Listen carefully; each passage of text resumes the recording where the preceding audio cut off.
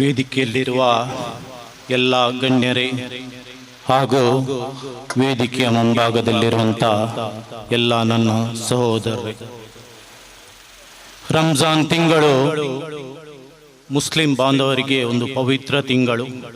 ಉಪವಾಸ ದಾನ ಧರ್ಮವನ್ನು ಮಾಡುವ ಮೂಲಕ ಈ ರಂಜಾನ್ ಪವಿತ್ರ ತಿಂಗಳನ್ನು ಅವರು ಆಚರಿಸುತ್ತಾರೆ. ಇವತ್ತು ಈ ಇಫ್ತಾರ್ ಕೂಟ ಸಹಬಾಳ್ವೆ, ಎಲ್ಲರೊಂದಿಗೆ ಸ್ನೇಹದಿಂದ ಎಲ್ಲ ಜಾತಿ ಧರ್ಮದವರನ್ನು ಒಗ್ಗೂಡಿಸಿ ಇವತ್ತಿನ ಈ ಇಫ್ತಾರ್ ಕೂಟವನ್ನು ಆಯೋಜಿಸಿದ್ದಾರೆ. ಈ ಇಫ್ತಾರ್ ಕೂಟದ ಆಯೋಜಕರಿಗೆ ವಂದನೆಗಳನ್ನು ಸಲ್ಲಿಸುತ್ತಾ, ಸಮಾಜದಲ್ಲಿ ನಾವು ಶಾಂತಿ, ಸೌಹಾರ್ದತೆ, ಪ್ರೀತಿ, ಸಹಬಾಳ್ವೆ ಎಲ್ಲವನ್ನು ಒಗ್ಗಟ್ಟಾಗಿ ನಾವು ಇವತ್ತು ಸಮಾಜದಲ್ಲಿ ನಡ್ಕೊಂಡು ಹೋಗ್ಬೇಕಂತಾದ್ರೆ ಎಲ್ಲ ಧರ್ಮವನ್ನು ನಾವು ಪ್ರೀತಿಸುತ್ತಾ, ಅವರವರ ಧರ್ಮವನ್ನು ನಾವು ಗೌರವಿಸುತ್ತಾ, ನಮ್ಮ ಮಕ್ಕಳಿಗೆ ಅವರವರ ಧರ್ಮವನ್ನು ಗೌರವಿಸುವಂತ ಒಳ್ಳೆಯ ನುಡಿಗಳನ್ನು ನಾವು ಇವತ್ತು ಹೇಳಬೇಕು. ಶಾಂತಿ, ಸೌಹಾರ್ದತೆ, ಪ್ರೀತಿ, ವಿಶ್ವಾಸದ ಒಂದು ಕೊಂಡಿಯಾಗಿ ಇವತ್ತಿನ ಈ ಇಫ್ತಾರ್ ಕೂಟ ಮಾರ್ಪಡಲಿ. ಎಲ್ಲರನ್ನು ಒಗ್ಗೂಡಿಸಿ ಸಮಾಜದಲ್ಲಿ ಶಾಂತಿ ನೆಲೆಸುವಂತಾಗಲಿ. ಮುಂದಿನ ಪೀಳಿಗೆಗೆ ನಾವೆಲ್ಲ ಧರ್ಮವನ್ನು ಪ್ರೀತಿಸುವ ಮೂಲಕ ಅವರವರ ಧರ್ಮವನ್ನು ಗೌರವಿಸುವಂತ ಒಳ್ಳೆಯ ಸಮಾಜ ಕಟ್ಟುವಂತ ಕೆಲಸವನ್ನು ಮಾಡುವ. ಸಮಾಜದಲ್ಲಿ ನಾವು ಎಷ್ಟೇ ಒಳ್ಳೆಯ ಕೆಲಸ ಮಾಡಿದರೂ ದ್ವೇಷಿಸುವವರು ತುಂಬಾ ಬಂದಿರ್ತಾರೆ. ಯಾಕೆಂತ ಹೇಳಿದ್ರೆ, ನಾನು ಸಣ್ಣ ಒಂದು ಕತೆ ಹೇಳ್ತೇನೆ.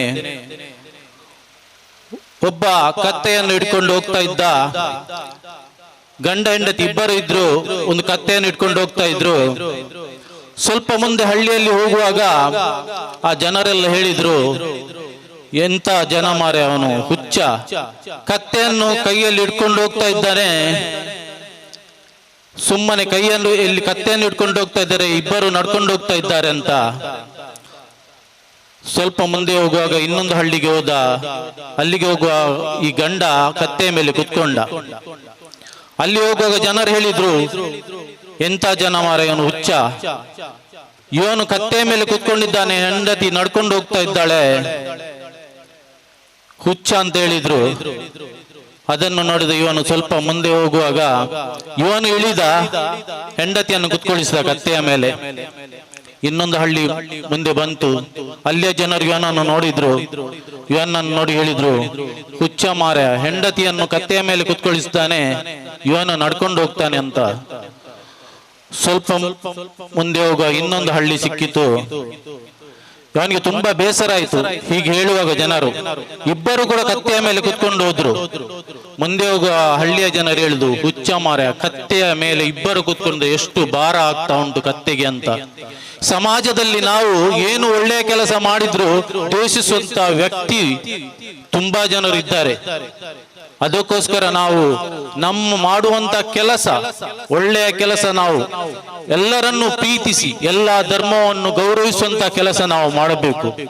ಎಲ್ಲ ಧರ್ಮದಲ್ಲಿ ನೋಡಿ, ಎಲ್ಲ ಪವಿತ್ರವಾದ ಧರ್ಮಗ್ರಂಥಗಳು ಹೇಳುವಂತ ಸಂದೇಶ ಒಂದೇ, ಎಲ್ಲರನ್ನು ಪ್ರೀತಿಸು, ಹಸಿತು ಬಂದವನಿಗೆ ಅವನ ಅನ್ನವನ್ನು ಹಾಕು, ಬಳಲಿ ಬಂದವನಿಗೆ ನೀರು ಕೊಡು, ಎಲ್ಲರನ್ನು ಪ್ರೀತಿಯಿಂದ ಕಾಣು, ಎಲ್ಲರ ಕಷ್ಟದಲ್ಲಿ ನೀನು ಅವನಿಗೆ ಸಹಾಯವನ್ನು ಮಾಡು.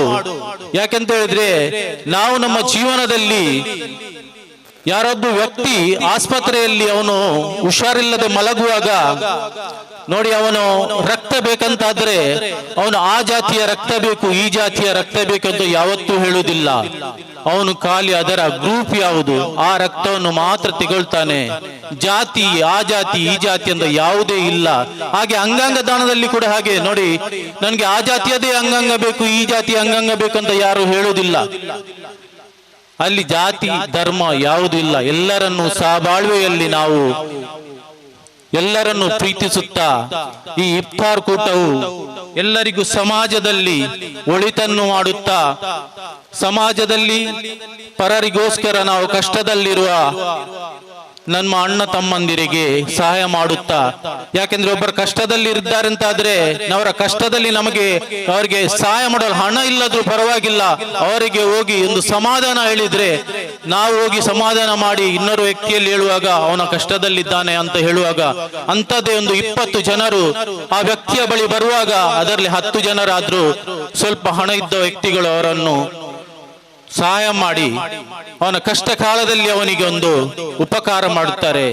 ಅಂತ ಸಮಾಜದಲ್ಲಿ ಇವತ್ತು ನಾವು ಜಾತಿ ಎಂದುಕೊಂಡು ಅಂದಿನ ಸಮಾಜ ಹಾಗೂ ಇಂದಿನ ಸಮಾಜಕ್ಕೆ ಅಜಗದಾಂತರ ಉಂಟು. ಯಾಕಂದ್ರೆ ಅಂದಿನ ಸಮಾಜದಲ್ಲೂ ಜಾತಿ ಯಾವುದು ಅಂತ ನಾವು ಜಾತಿ ಧರ್ಮ ಅಂತ ಯಾವುದು ನೋಡ್ತಾ ಇರಲಿಲ್ಲ. ನಮ್ಮದು ಜಾತಿ ಮಾನವ ಧರ್ಮ. ನಮ್ಮಲ್ಲಿ ಜಾತಿ ಅಂತ ಎಲ್ಲ ಜಾತಿಯವರು, ಎಲ್ಲ ಸಂದೇಶಗಳು ಒಂದೇ, ಎಲ್ಲರನ್ನು ಪ್ರೀತಿಸುವಂತ ಸಂದೇಶ. ಇಷ್ಟು ಹೇಳುತ್ತಾ ಇವತ್ತಿನ ಈ ಇಫ್ತಾರ್ ಕೂಟಕ್ಕೆ ನನಗೆ ಒಂದೆರಡು ಮಾತನ್ನು ಮಾತನಾಡಲು ಅವಕಾಶ ಮಾಡಿಕೊಟ್ಟ ಆಯೋಜಕರಿಗೆ ವಂದನೆಗಳನ್ನು ಸಲ್ಲಿಸ್ತಾ ನನ್ನ 2 ಮಾತುಗಳನ್ನು ಮುಗಿಸ್ತೇನೆ.